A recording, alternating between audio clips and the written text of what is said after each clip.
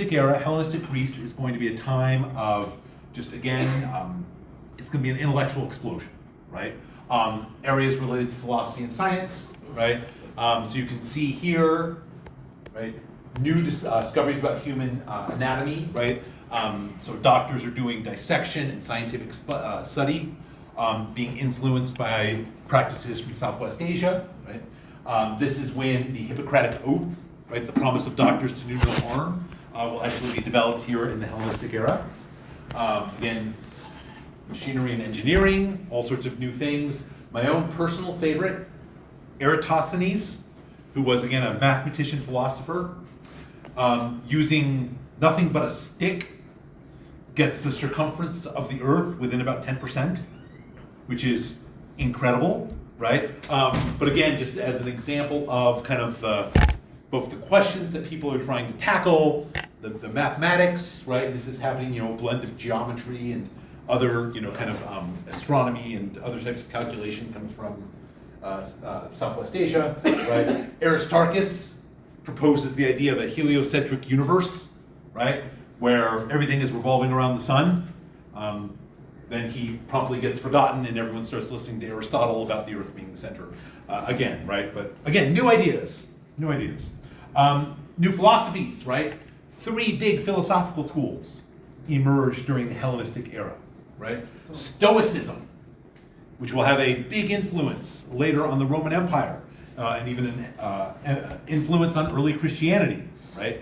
The idea that individuals must be in harmony with the universe, right? Emphasizing values such as patience, duty, tolerance, self-control. And the way that you practice these is through humanitarianism, patriotism, yada, yada, yada. Epicureanism, right? Premised on the idea that gods do exist, but they have no interest in human affairs. And so if the gods aren't interested in human affairs, they don't impact things. Isn't that the same thing as deism?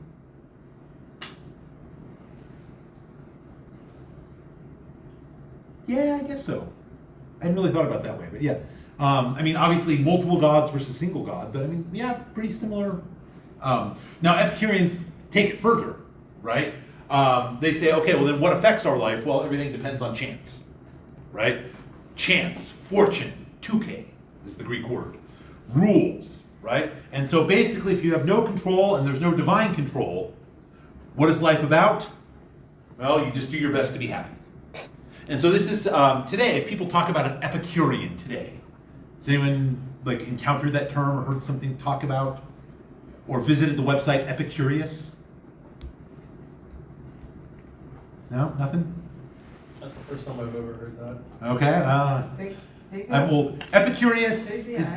Okay. Sorry, Okay. Professor. I just want to say that I've heard of Epicurus before, but maybe his name I don't know much about. You know what it is? Well, Epicurious, the website, is a recipe database. Does that help?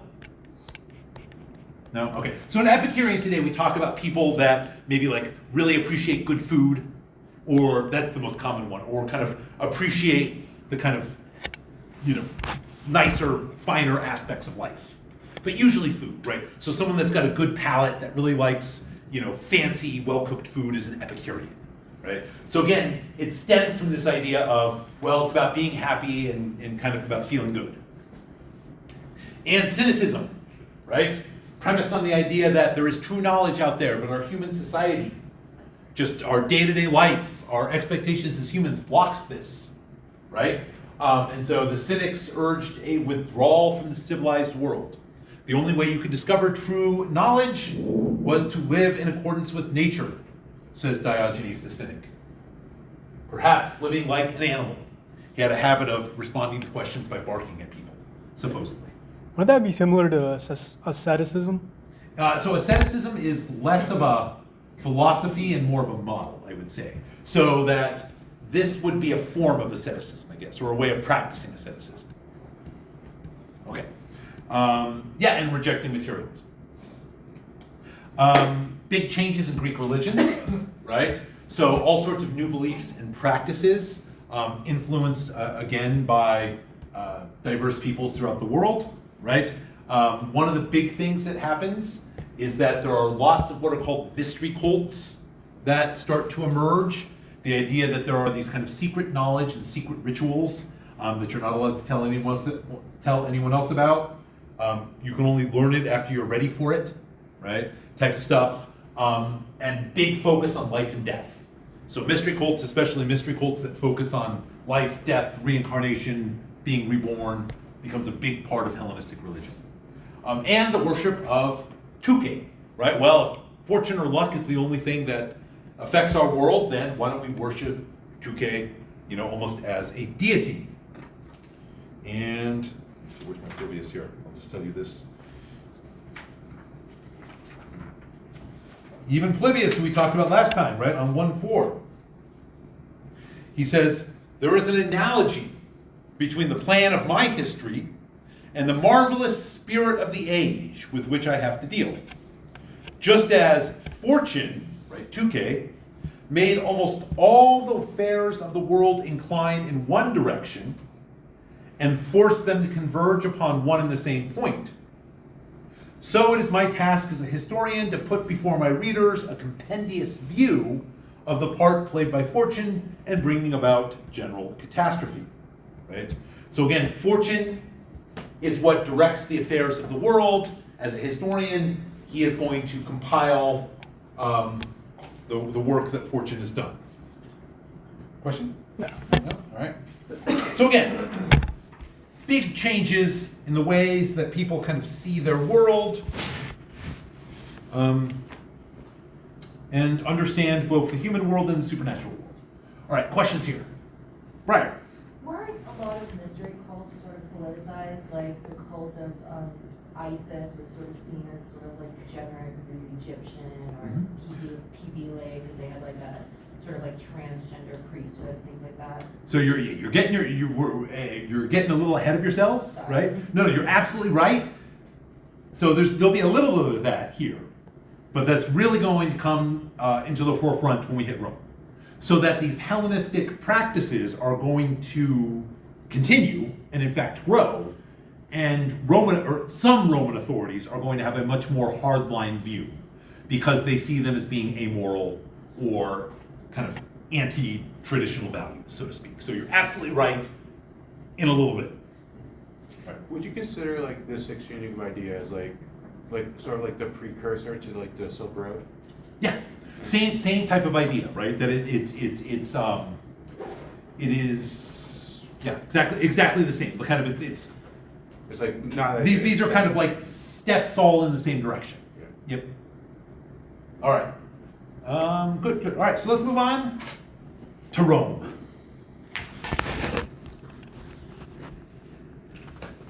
All right, first thing, I talked about this way back on day 1.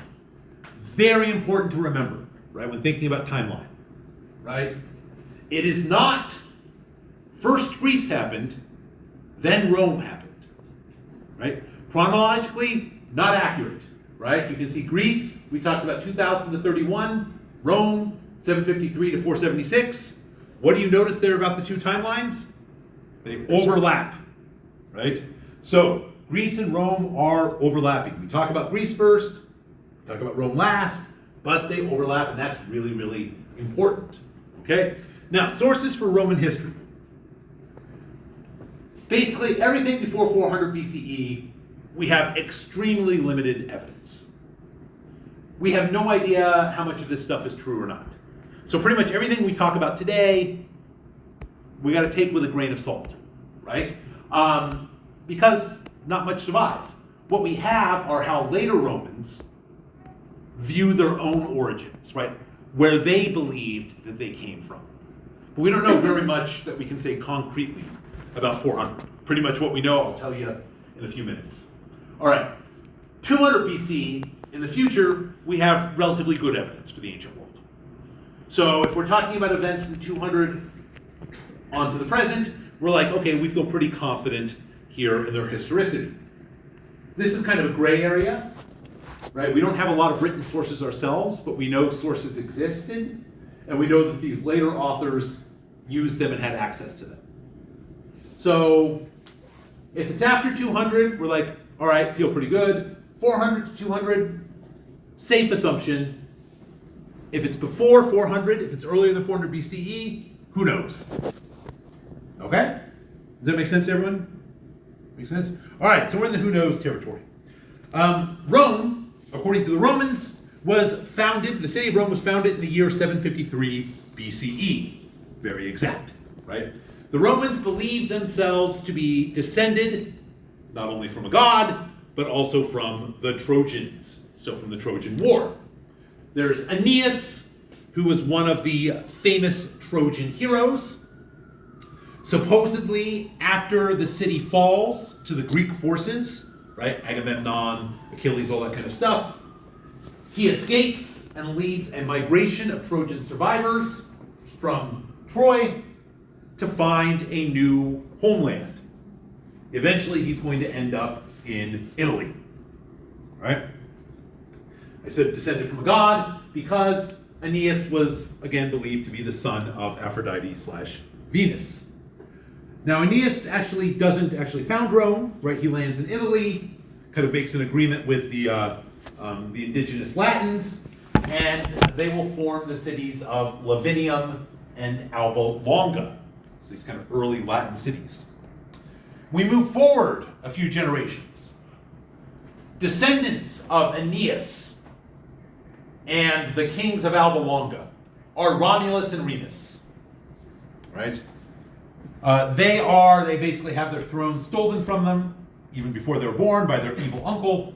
They leave the city of Alba Longa to found a new city, to found their own city, which they could rule as kings. They found the city of Rome. But you can't have a city without a population. They gather together people who don't have a city themselves, outcasts, shepherds, who are basically viewed as kind of outcasts, right? Shepherds aren't really viewed positively, right? They gather them together, bring them to their city of Rome. Rome is born. Then, after a discussion about who's going to be king, Romulus kills his brother, right?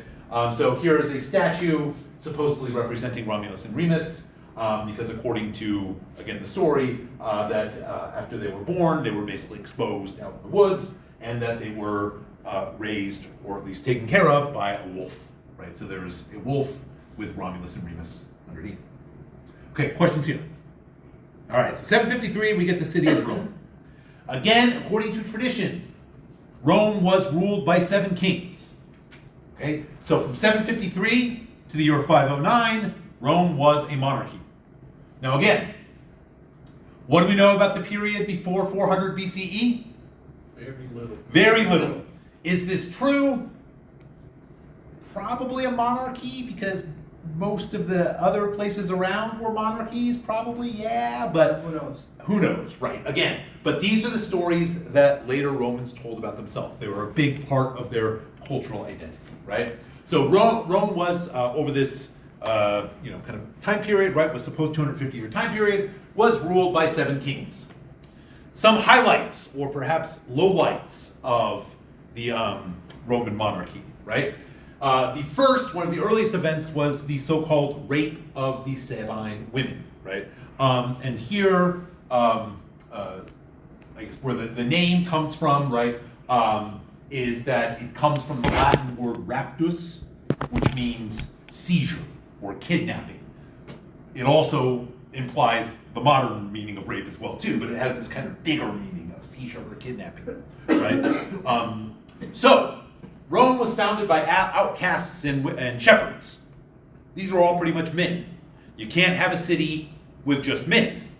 You need women to have a city. So Rome needs women. They approach their neighbors, over here with the green arrow, the Sabines. Here's Rome, here are the Sabines, and they say, hey, let us marry some of your daughters so our city can survive. The Sabines say, no, we don't like you guys, so we get the rape of the Sabine women, where the first king Romulus leads a raiding party, kidnaps all the women, they bring them back to Rome, and they make them their wives. The Romans and the Sabines start fighting one another. The fighting is going to then be stopped by the Sabine women themselves, right, who claim to want peace between the two peoples, at which point the Romans and the Sabines merge together into one people, now called the Romans. Okay, so again, first act, This idea of merging with or kind of combining with neighbors. Very important part of the Roman identity. Another important thing that the first king, Romulus, does is he forms the Senate. So the Senate is an advisory body. Basically, he's the king, he's in charge, but he wants advice. So he allows elders from kind of the leading families, the top families, to send he allows the leading families to send an elder, right, kind of a older person to act as a representative on his advisory council. Okay, this is going to become very important for later Romans because they are going to divide their early citizenry into two categories: patricians and plebeians. Patricians, supposedly descendants from the leading families that made up of Romulus's first advisory council. Plebeians, everyone else. Okay, you seem to be asking a question. Everyone ask a question. Were the Senate allowed to veto? This is not even that. This is, we're not there yet. This is, they are an advisory council to the king. There is no veto because the king's in charge. Nicolette. Is this where like the Signore of like Florence got their ideas? Yes. Well, not here, but later in Republican Rome, what this becomes will be influential. Yes. Mm-hmm. Absolutely. Remember, we don't know exactly what's happening, right? This is the story that the Romans tell about their own origins. All right. So, Rome, under its first kings, starts to expand, right? Militarily, conquering neighboring towns and cities, bringing it under Roman control. Okay? Supposedly, according to tradition, right, there were 7 kings. The 5th, 6th, and 7th were Etruscan.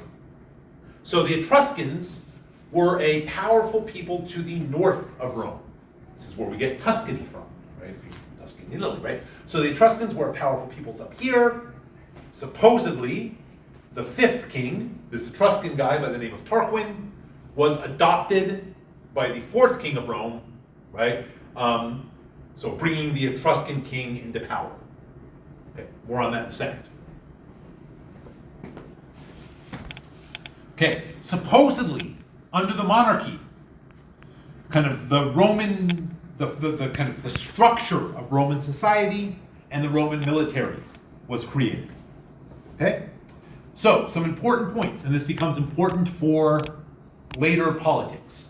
Population was divided into tribes, English translation, right? These kind of pseudo-large kin groups. There were 4 tribes made out of the people who were living in the urban center, and 10 from the rural areas kind of surrounding the city that were under Roman control. Eventually that's going to go up to 31. So for a total of 35 tribes, right? They will start to become used, right, for voting and taxation. All right. They also, in addition to the tribes, divided the citizenry into wealth classes.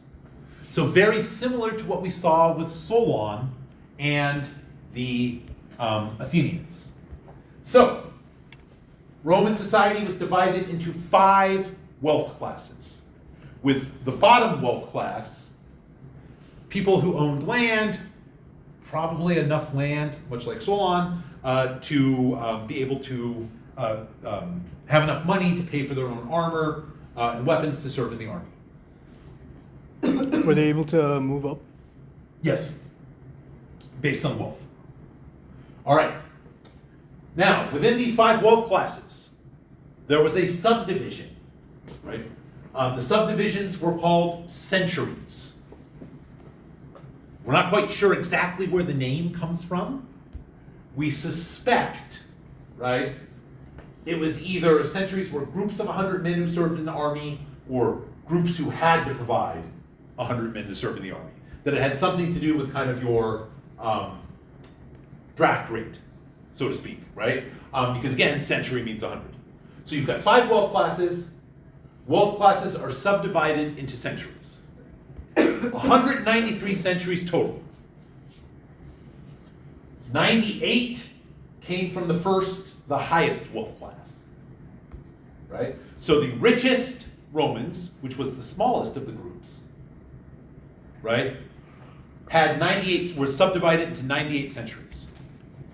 18 were known as the equites, the horsemen or the knights, and 80 foot, probably reflecting what type of soldiers they had to provide, right, mounted or foot soldiers. The second, third, fourth classes had 20 centuries each. Fifth class had 30. Then last but not least, there were 5, quote, open centuries, that people who didn't have enough money to be in the fifth wealth class, they were all put in the 5 open centuries. Okay. The takeaway from this, are there an equal number of centuries in each wealth class? No, there is not. Some of them are equal, like 2 and 3 are equal, right? 5 is kind of close. What do you notice about 1? Not even close in terms of that will also become important later. Okay? This probably stems from the fact that the richest citizens at first had more resources to provide more soldiers. Maybe. All right. Now, as I mentioned, soldiers must pay for their own arms and supplies, right? Anyone who could not basically provide their own equipment to serve in the army, right? They were out of the structure of wealth classes. The Romans called them the capitae censi, the head count, because all they had to offer was kind of their head. Not like a dying head, I guess, just that they brought nothing but kind of their body. Right. And to clarify, by this point, you needed to be a serving soldier to be a citizen, correct? It's not quite clearly defined yet. Not yet. So the army was made up of citizens. The citizens were divided into centuries, and centuries were the backbone of the Roman army. Right. Now, whether that means everyone had to serve or just a century had to provide enough people, and if your century gave enough people, then you didn't have to serve, that's unclear.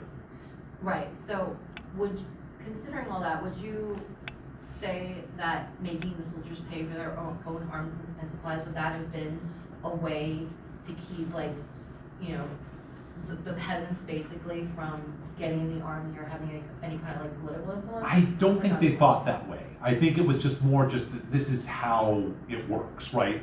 Is throughout the ancient world, it's the elites are the fighters, right? And it's just kind of expected that this is what comes with elite status. It's funny how today it's the total opposite. The elites don't fight and they get lower classes. Well, and we can see in Rome, we'll see a pivot start to take place. So we don't know enough about kind of the original mindset, just that that's kind of what everyone does. But Rome does switch in a way that like Athens and Greece doesn't. And that's interesting.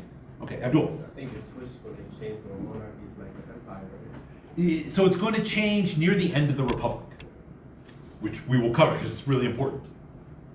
I feel like it should be mentioned that our armed forces pay for their uniforms now. Okay. Like, I was in the armed forces. Right, okay. I paid for my uniforms. They're not free. You have to pay for all the things that you get. All right. And Okay. for your service. Well, I mean, I you do think get a service- uniform when you go in. You pay for it though. Comes out of your pay. Comes out of your salary, yeah, I guess. Wait, it does? Yes. I thought, No, nothing is free. Your meals, everything you pay for, nothing is free in the service. Just so you all know. I didn't know that. I did not know that. I thought that everything was handled No, by. you pay for everything. All right. Well, I mean, that also, I guess, so one of the difference here is that this couldn't happen in Rome because the soldiers actually weren't paid Yeah. themselves, right? But again, yeah, no, that's a fair point. Okay. Good. Okay. So again, all of the stuff that I just talked about, right, about kind of dividing people into tribes and centuries and all that kind of stuff, it seems to have been coupled with actual military reform, right? Because we see the development of a new style of fighting, similar to the Greek phalanx, right? And this is the Roman legion, right? So again, massed ranks of people with soldiers, with shields, right? Working together in unison, but there's going to be some important differences, which we'll talk about later. Anthony, I was just gonna say, we're going to talk wouldn't- about it now. yeah, I was just gonna say they're more maneuverable. Yes, right? they are. Yeah. See, you know where I'm going with that. Yes, so they will, and they will prove to be superior to the phalanx, right? But for now, we're just going to say, right, tactical reform, and this is going to then kind of like shape social reform. Citizenship, military service, closely linked together. So even if every citizen didn't have to serve, right, the two ideas are connected. Okay, questions? Questions. All right, end of the monarchy, right? So 509 BCE, the monarchy was basically toppled, right? It's going to be overthrown. The seventh king is going to be booted out. No more kings. The event that catalyzes this, which was from the reading from today, was the rape of Lucretius. Rape of Lucretia. Lucretius is different, right? Okay, so who remembers anything about the story about the rape of Lucretia that we read from Livy today? Right. That she was the daughter of a nobleman, Mhm. and that the son of the king, the prince, took her by force. Sextus Tarquinius, Is Tarquinius, yes. right? Funny how his first name is, yeah. And he raped her, and she basically felt so much shame and guilt for the rape that she killed herself, Mm-hmm. and that her honor was defended by the aristocrats who rebelled against the king. Right. Well, that's a good summary there, right? Anthony, what do you have? So if someone raped someone, would they have to marry one another? Not necessarily. It depends on who and under what circumstances. There's not a clear policy, right? And there's not a universal policy, right? Oh, I was gonna say that, like, I don't know as much about ancient history, but I assume this comes from that. Like, in Italy, especially Sicily, like, it was permitted by the law that a rapist would be cleared of all charges if he married his Mhm. victim, and it was that way until, like, I think 1975. Mhm. So I'm pretty sure that's a pretty old archaic law. Right. It's not exactly the same in Rome, but partly because it was, well, someone could be prosecuted even if they wanted to marry the person. They could be forbidden from marrying the person, or they could not be prosecuted. So, yeah, it's related. It gets complicated. All right, Jeremy. What's a despotic monarchy? Oh, a despotic monarchy is a despot is like a bad king. Oh. Someone that is not ruling with the interests of the people at heart, right? But is someone who is cruel and selfish, right? So we'll come to that in a second. Yeah. Right. Okay. Okay, I have a question, but it's Yeah. not really towards this. Okay. It's towards my, fictional mind. Okay. Is George R. Martin, recreating this in Game of Thrones with his, War of the Seven Kings? I mean, he's influenced. This isn't so much War of the Seven Kings. That's coming more from later medieval history, but he's definitely drawing from history. Like, Okay. the guy's a history buff. He I'm is. seeing a lot of that. Oh yeah, yeah. No. I mean, it's I know we talked about this before. Yeah. So he is drawing bits. So he's not interested in kind of historical accuracy, right? But it's Yeah. kind of inspiration, right?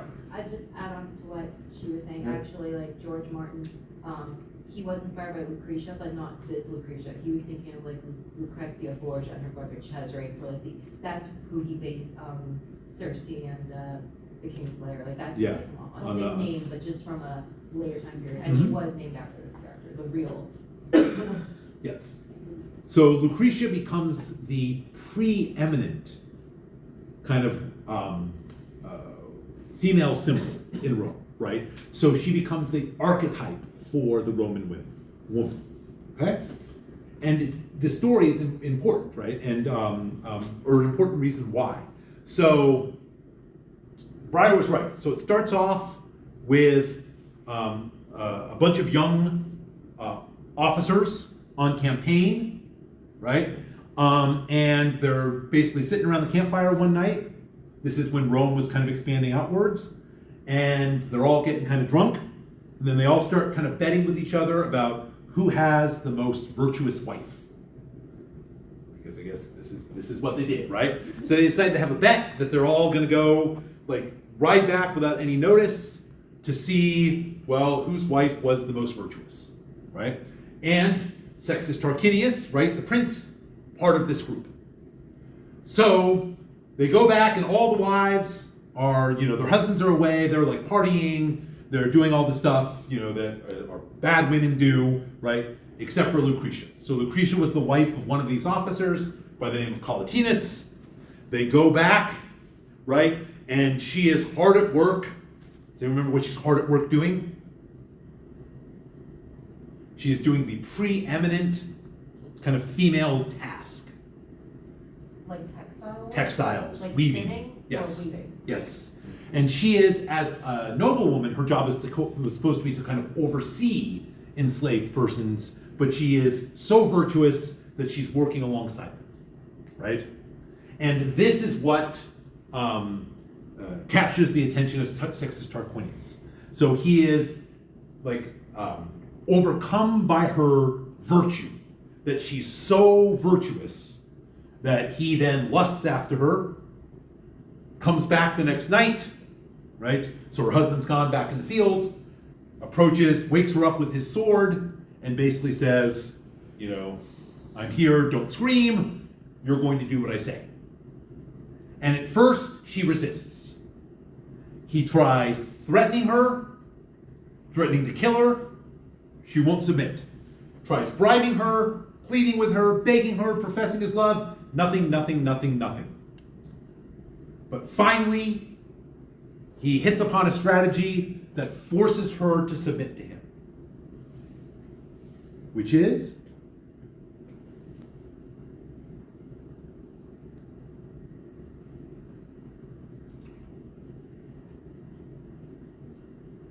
No. She says, I'm not just going to kill you. I'll kill you, then I'll kill one of your male slaves. Put two bodies together, then go and tell your husband that I caught you having an affair with your male slave and killed you both. And that's the one thing that kind of moves her to kind of submit. So he then leaves, thinks the matter's done, at which point she then reports to her husband, right? Because she says, basically I need to stay alive enough to tell you really what happened, that again, this is not a good thing, right? That this is the act of a despot, someone who doesn't care about their citizens, right? Someone who doesn't care about their people, and you have to do something about this. And then, to protect her honor, and she says, so that no woman can use Lucretia as an excuse for their own unvirtuous actions, she kills herself, right? So a heavily mythologized story, but again, it gets embraced by later Romans, as I said, as kind of a signature example of femininity, of what it means to be a Roman woman. So what qualities are being emphasized here in this story that you read about and I just told you about? What qualities? Right? Female virtue and shame, that she would rather sacrifice her rather than dishonor her maidenhead husband. Mm-hmm. And her husband and everyone's like, no, you didn't do anything wrong. You're completely blameless, right? They try to convince her, and she's like, no. All right, Abdul said, okay. So what had dishonored her in her eyes? Giving up. Her pride. Partly, but I mean, it's okay to give up in some circumstances, right? So this was a very particular, it's very obvious, right? It's kind of what you imagine, right? That it was someone other than her husband, right?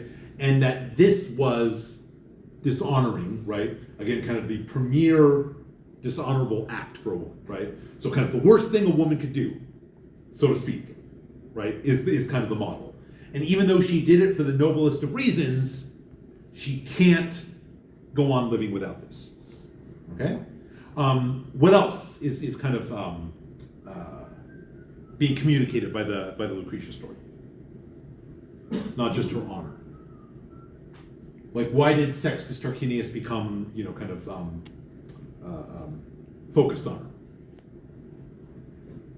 He was obsessed with his virtue and the fact that another man had her. Mm-hmm. And so he felt that as the prince, he had a right to take what he wanted from his subjects. Mm-hmm. And what was this virtue that he was obsessed with? Or what was she doing? How was she exemplifying her virtue? Working alongside her slaves as an equal. Right. Well, but the kind of working, right? Not partying, diligently doing her work at home, taking care of the house, right? This was, again, a sign of virtue. Okay. So keep this in mind, because we're going to come back, we're going to talk about gender in Roman society. Lucretia and her story is going to loom large, right? So again, it's also an important story because it is the pivotal moment in a major political shift, right? The way the Romans tell it, it's this act itself that basically compels the aristocrats, right, Collatinus and his buddies, to overthrow kind of the corrupt monarchy. And, right, kind of the monarchy so bad at the end that king becomes a bad word in Rome, right? Never again will Rome have a king. To insinuate that someone wants to be a king in Rome was again like a horrible insult, right? Because, again, kings, or the office of kingship itself, was horrible. Okay? So when it changed to like fucking Wales, calling emperor. Well, that's later, right? So there, you see where we're going. Is that Rome is going to return to monarchical rule. They're very clear that an emperor is not a king.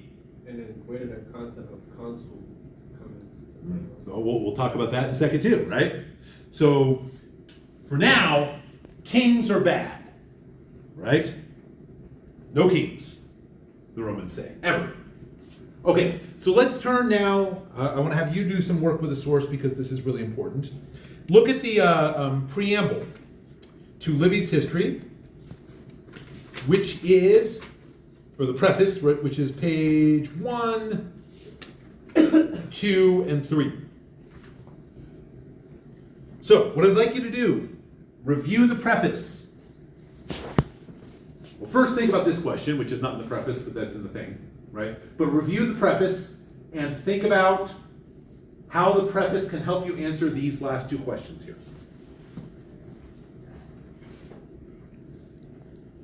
Is it number 19. 19? Mm-hmm.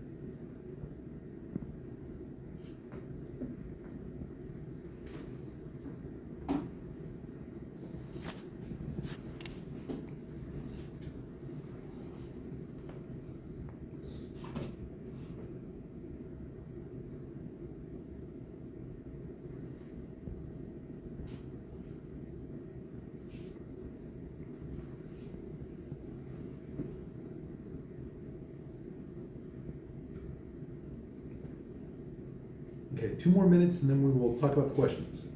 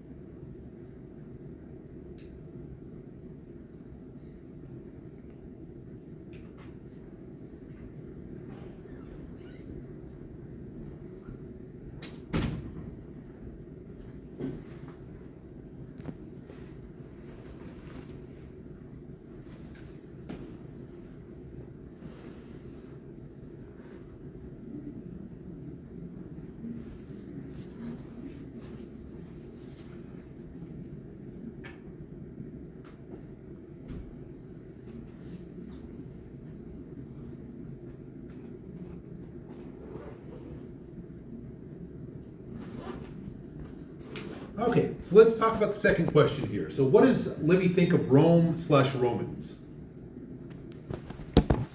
What's his opinion? Abdul? You think Rome was great? And that people are going also. Okay, so what's your evidence for that? It says,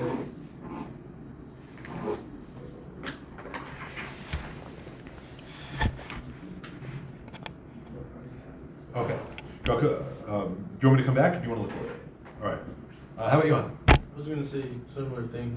He thinks it's great, and I can point like one specific thing. He said, Okay. So which page are you on? Huh? What page? Page 2. Okay. I found it just now. Now, any nation ought to be allowed to claim a sacred origin and point back to a divine paternity. That nation is Rome. Okay. And so here, right, it goes on, she chooses to represent Mars as her own, right? Because supposedly the father of Romulus and Remus was Mars, right? That's what he's referring to. What's that? Oh, what'd you say? I didn't say. Oh, I thought someone said something. Oh, I heard it. Oh, okay. All right, Anthony? They weren't greedy. They weren't greedy? Yeah, that's partially because they didn't have much wealth at that time, so they weren't attracted by the essence of greed. So do you have, where's your evidence for that? Or any state in which avarice and luxury have been so late in making their inroads, or poverty and frugality so highly and continuously honored, showing so clearly that the less wealth men possessed, the less they coveted. Excellent. Okay. All right, good. Anyone else? So he thinks Rome's great.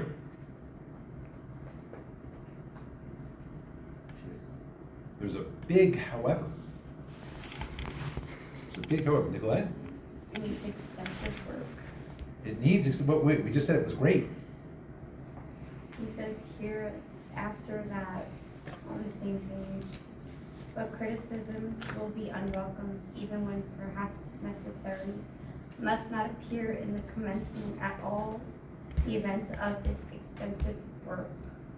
I feel like what he's trying to say is that they think they're good and they don't really want to accept the opinions of others, but they're not as well off as Greece is. You're right there until the Greek part. Which right idea. How about Brian? My response is going to be a little bit different. Like, cause I was thinking about, cause I put my attention to the first two sentences of the same paragraph, where it says the tradition of what happened prior to the foundation of the city, or while it was being built, are more fitted to adorn the creation of the poet, the authentic record of the historian. And I have no intention of establishing either the truth or their falsehood. So I think, so based on so in my view, I think he might be alluding to is that there's not much, God, I can't talk today.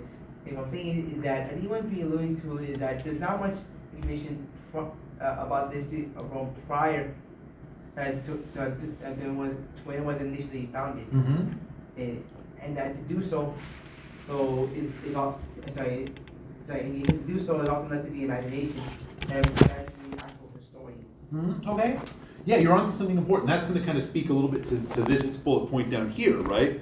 When he talks about the early information being suited to the poet rather than the historian, what he means is like, well, it's a lot of fantastical stories.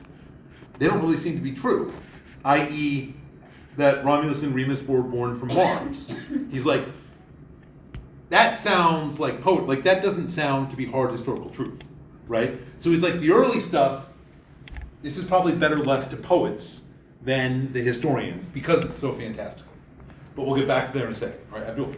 I think he thinks that early Romans were great, but in his day and age, they're not so much. And he says on page 3, in these latter years, wealth has brought Avarice, like greed. Restraint and the unlimited command of pleasure has created in men a passion for ruining themselves and everything else through self-indulgence and Licentious, basically behaving badly. And then he also says on that same page, Yep. there is this exceptionally beneficial and fruitful advantage to be derived from the study of the past that you see set in the clear light of historical truth. Therefore, from these you may select for yourself and your country what to imitate. Also, what as being mischievous in its inception as disastrous in its issue, you are to avoid. So what do you think is important about that last part? He's basically saying that you should follow the way the old Romans used to like behave and how they were born. All right. Yeah, well, that's where he's going to end up, right? Johan? I was basically gonna say something, or basically the same thing, but it's but to add on a little bit, I think he's also noting like the morality of Romans in his time period, because if I'm remembering correctly, this is the close to the transition from the Republic to the Empire. So It is, right? So it's that change over time is really important for answering this question.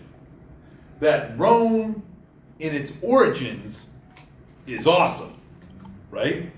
He says, and again, this kind of got quoted, this is the first, the middle of the last paragraph on page 3. Unless, however, I am misled by my affection, there has never existed any commonwealth greater in power, with purer morality, right? Or any state in which avarice and luxury have been so late in making their inroads, right? So again, Rome is peak, right? But now in his own day, there's been a downturn. I think he still thinks it's peak, but they're like killing themselves slowly. Okay, I'll buy that, right? That he's not ready to completely throw out Rome, right? But today's Romans are not like the old Romans. And can I do one thing with that? What's the kind of virtue that this kind of hangs on? It's kind of said before. What's he really kind of focusing on to kind of characterize this so-called decline? I think the greed. The greed, right? It's the greed, it's the avarice. And he's like, early Rome, they were the least greedy people ever, partly because they didn't have much. This is going to be a popular trope. But as the Romans start to get more, as they start to acquire more stuff, They start to bask more in their wealth Right. and privilege. and not satisfied with what they have, want more, right? So again, this idea of kind of greed and wealth as corrupting forces is going to be a big theme here. All right, Brian. I was gonna say, it sort of seems like the historical romanticization of the former era, just like how today a lot of people like to think of the founding fathers, for example, as being very noble and honorable, as opposed to today's politician. We all know that, you know what it is. But people think that way, they romanticize Oh, the yeah. past. Like, do you think that that was going on here, or do you really think that like early Romans were like, we don't want anything, we're just simple farmers or whatever? I mean, I guess it's kind of true that the less you have, maybe the less, that you're not going to be as luxurious. I mean, I'll buy that a little bit, but come on, the Romans are all about over-romanticizing their past. Like that is something that they are constantly doing. That 500 years ago was always better, and it's kind of a moving target, right? We literally come from gods. Yeah.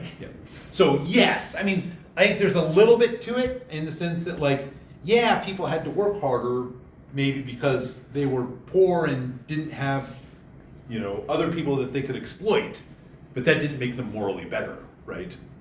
Whereas Livy would say, well, they're morally better people because of that life. Okay, let's move on to this one. So then, what's the goal of history? What's history supposed to do? And someone kind of read this one already, I think. But if we were going to restate it, what's history? What's the job of history? I think to remind people of the past. Well, in speaking of this, like the context of where they were supposed to be great and not greed, and stuff like that. And so, what purpose does it serve to be reminded of the past? I think it teaches us to be better citizens. Yeah, right. It's supposed to impact your actions. Right, and just to back up that point, Also centered around the life and morals of the community. Right. As well. Because sorry, because I can tell. So actually, anyone can tell almost immediately like how much emphasis there is in life, in morality, and citizenship, in articles such as these. In regards to Rome. Do you mean like that's important, or that it's more important? That's more important. Than what? It's simple for wealth. So as it corrupts. Oh, you mean from the perspective of living, right? Yeah. Right. Yes. Right. That wealth in itself is problematic. Right. Brian. Yeah, and also continuing with what the gentlemen were saying is that history is also sort of a testament to the consistency of the human condition. It's kind of like that old historian trope of, like, if you really want to see how much people have evolved, look at Roman graffiti. You know what I mean? It's like, you look at avarice, greed, lust, envy, like these are constants in human culture. So it's like looking back, like, maybe we should not start a war over some man stealing another man's wife or something like that. You know? I mean, true. And like, I don't think Libby's going to say that, like, there was no greed ever. But like the other half of that, right, is that they weren't necessarily constants in the same degree, right? Like whether he believes it or not, who knows, right? But what he puts forth here is that people back in the olden Roman times were better. They were morally better people, right? And that we as a people have become corrupted. So yeah, there is some consistency, but it's not like there's still a shift from his perspective, and that shift's important. I think he like generally just wants to remind them that their own version. But it's more than remind, right? So you're right about the reminder, but it's not just, hey, we used to be good. Implement, but also think about the practicality. So let me read you this. Think about the practicality of this. Okay, and this is the first sentence of the last paragraph on page 3. There is this exceptionally beneficial and fruitful advantage to be derived from the study of the past, right? So again, it's good to study history. We get something positive from it. Set in the clear light of historical truth, you see examples of every possible type. From these, you may select for yourself and your country what to imitate, and also what, as being mischievous in its inception and disastrous in its issues and its results, you are to avoid, right? So you are kind of learning from the past, so to speak. But it's not kind of a general, like, big picture learning from the past. How are you going to learn from the past? It's like showing them from what's right and what's wrong. Right, in very concrete terms. Here's 100 different case studies, and you can see how all of them turn out, so that you can then decide which one's the model for you, right, when you're acting today. So again, there's this kind of almost very kind of practical element that comes with it. If I give you this complete story, it covers every possible type of scenario, and you could learn what to do in your own life. The Bible? What's that? Is that what you're kind of describing though? Like a Am Bible? I mean, maybe. I guess it depends on how you read the Bible, right? I don't know. That's kind of what he's putting out here, right? So I'm just kind of emphasizing the idea that it's learning from the past, but it's more than just big picture, right? It's like, I'm going to use this as like a menu to decide how I'm going to respond, or how I should respond in a similar type of situation. Now, he doesn't mean that literally. It's like, wait a second, hold on, let me read and decide what I should do, right? But again, there's like practical lessons by learning what this general did at this moment. You would then know what you should do at another particular moment, kind of thing, right? I'm not saying he's right. I'm just saying this is the argument that he's making, right? That there are practical lessons to be learned. Okay, let's move on here. All right, so that was the story that the Romans told about themselves. Okay, as I said, we don't really have a lot of concrete evidence, but we have a little bit, right? And the concrete evidence comes from archaeology, material remains. And it's very interesting to see how this archaeological evidence, which again, there's not a whole lot, matches up with the stories that the Romans told. Right. So the first thing is that we can tell by 1000 BCE, there was a mixtures of different peoples in Italy, meaning peoples who are practicing kind of different customs, right, who have different cultures. That they're engaging in, for example, the best evidence is that they're engaging in different types of burial practices, right? So again, it appears to be not just like one Italian people, or even two, but again, different peoples with different practices. About 800, we get the rise of the Villanovan culture. Again, this is just named after the site where we found some early evidence, right? And again, this culture doesn't appear to be, based on a very kind of limited amount of skeletal evidence, like a shared, based on shared descent, right? But again, a culture in the sense of shared practices. That people from perhaps different origins are coming together in a kind of shared way of life. We mentioned the Etruscans, right? The people to the north of Rome. There's clear evidence in the 600s, right? Where the Etruscan cities, right, are growing richer, growing more powerful, and Etruscan power is starting to spread throughout Italy. So here are just some examples really fast. Here are, I'll go back to that slide. Here are models of the Villanovan huts, right? So when we talk about people living, in like 700 BCE in Italy, right? Here is what kind of a settlement might look like. Okay. So we're not talking big, grand marble buildings. We're talking about, this is how the population is living, right? The Etruscans, right, are going to start to spread their power in the 6th century. Far north, far south, right? Even so far as the area around Rome. So here is something that we found up to the north. The site's marked up there. This is just one example, right, of a monument carved with in the Etruscan language, right? All right, so the Etruscans are expanding. Again, we don't know a whole lot about the Etruscans, right? Are they city-states, right? Are they under kind of a central power? Are they like a federation? It's not quite clear, right? Even are they monarchies or under an oligarchy? Not quite. People debate about this. The thing we know most about the Etruscans was their religion, right? So the gods they worshipped, and especially, right, a core part of Etruscan religion, divination. So particular rituals and techniques designed to basically tell people what the will of the gods was, how the gods were feeling, how you should act. So these would be things like reading the flights of birds, or comets or stars in the skies, or the most popular one, basically sacrificing an animal, cutting open its liver, and reading basically the shape of its liver. Okay? So ways of determining how are the gods feeling? Is this a good time to act? The reason why we know so much about these, right, is that they are going to be at the foundation of Roman religious practices. The key Roman religious practices are going to be built on these Etruscan antecedents, especially divination. Right. So what I found really interesting about Etruscans is it seems like their language can be traced to like the Indo-European family, and I did read that there was actual evidence that the Etruscans did trace their lineage to Anatolia.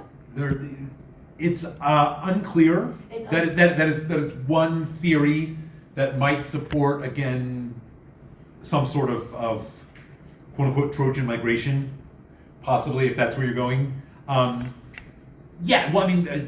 There's clear movements of peoples that are happening, and not everyone in Europe at the time is speaking an Indo-European language. So the non-Indo-European ones are going to eventually kind of die out. Right, and also just one last Sure. maybe tidbit, like, I also found it really interesting how the Etruscan alphabet resembles like Nordic runes. I just found that really interesting.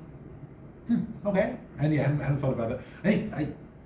I don't know if there's a connection or not, but Well, in the Eddas, it said that Odin, the god Right, of right. the king from Anatolia, so I just thought that was fascinating. In case you wanted to like look that up one day, like Moses with horns. Okay, all right, well, I'll keep my eyes open. The other thing, right, we know about the Etruscans is that they had both extensive contact with and trade with, right, both Phoenicians and Greeks. So something else to evidence. People remember the Chigi vase, which we looked at, right? One of our best early examples of phalanx warfare being depicted, right? This was found in an Etruscan tomb. So it was manufactured in Corinth, right? It's a Greek vase made here. It was discovered up there, right? So again, highlighting kind of the trade and connections that are going on here. Okay, so we did that. All right. So that's Italy as a whole. What do we know about Rome, right, as a city? 8th century. So remember, Rome is supposed to be founded according to their tradition, 753 in the 8th century. Now, so what do we see in the 8th century in Rome? We see a collection of small villages kind of linked to, connected with the Villanovan culture, right? In other words, a bunch of small villages like this on the site that will become Rome. The burial pattern suggests a blend of peoples, right? So we see, remember I said Italy is a mixture of peoples? In Rome, we see burials from kind of different peoples from around the area, around kind of the greater area, right? So the Sabine style, the Latin style. And again, what was the story of the rape of the Sabine women? Right? And what does it end up with? The merger of the two peoples, right? Now again, this isn't saying that the story's true in any way, right? But we see some sort of, if not merger, right? People from different traditions kind of coming together in Rome, right? 600s, the villages start merging together, forming kind of a bigger village, or dare I say city, right? By the end of the 7th century, there is clear Etruscan evidence, or influence, right? If you saw the other map, Etruria's power is spreading southwards, and it suggests, this is big guesswork here, right, that Rome might have actually been under Etruscan control. So not just trading with Etruria, not just influenced by them, but actually under Etruscan authority. Now again, what do we know about the monarchs of Rome? One of them was Etruscan. Not just one. Of the three. The last 3 were supposedly Etruscan, right? And again, the end of the monarchy is 509, right? So kind of 6th century, right? Again, does it mean it's true? No, right? But these stories might reflect some just kind of remembrance of kind of the old tradition that Rome had been under Etruscan control. And then about the 6th century, sometime midway through, Rome seems to break free of this control. Which again, right, Rome ends the monarchy, kicks out the last king who happens to become Etruscan, forms a new republic, more on that later, in 509, right? So none of this corroborates the stories, right? The stories are all, almost certainly all made up, right? But again, we see that they're at least gesturing in the direction that the archaeological evidence indicates, right? About the growth of Rome from disparate peoples coming together to form a new community, coming under Etruscan control, and eventually breaking free. That's what we know about early Rome. Abdul. So when you say republic, that's when you start talking about consuls and Yep. senators and stuff. And we'll talk about them next week. So that's, yes, that'll be next week. Rome wouldn't be considered a river valley civilization, though, right?